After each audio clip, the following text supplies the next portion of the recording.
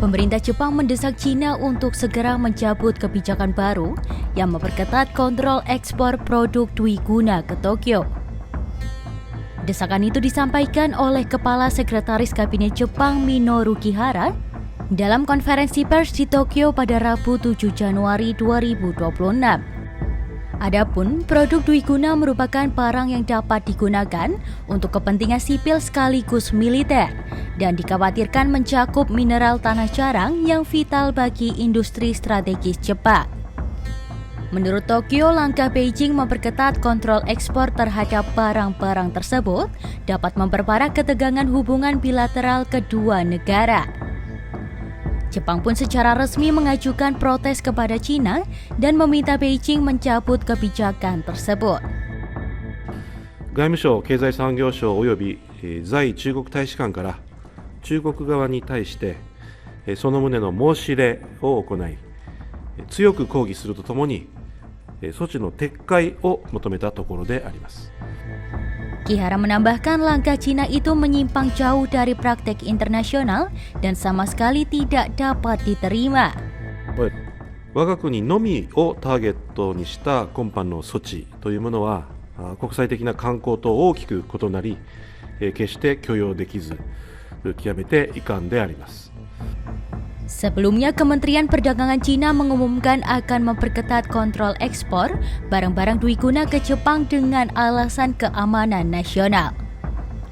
Beijing menyatakan larangan ini berlaku segera dan mencakup ekspor kepada pengguna militer Jepang maupun pihak lain yang dinilai berpotensi memperkuat kemampuan militer Tokyo.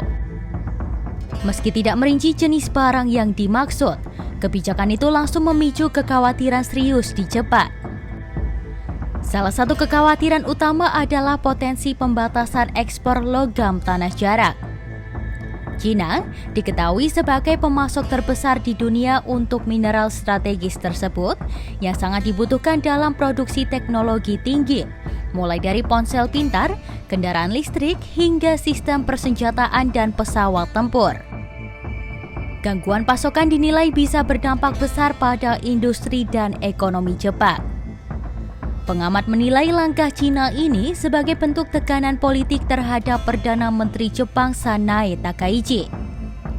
Konsultan risiko global Teneo menyebut kebijakan Beijing bisa bersifat simbolis, namun juga berpotensi menimbulkan gangguan serius pada rantai pasok.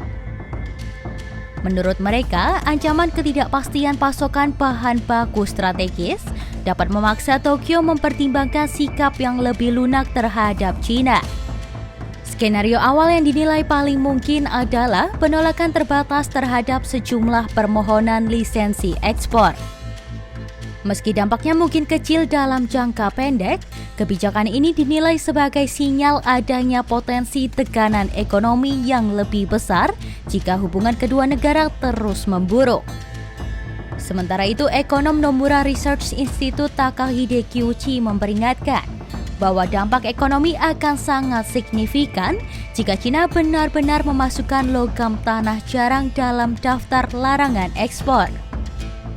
Ia memperkirakan larangan selama 3 bulan saja dapat merugikan Jepang hingga 660 miliar yen dan menekan pertumbuhan produk domestik bruto sekitar 0,11%.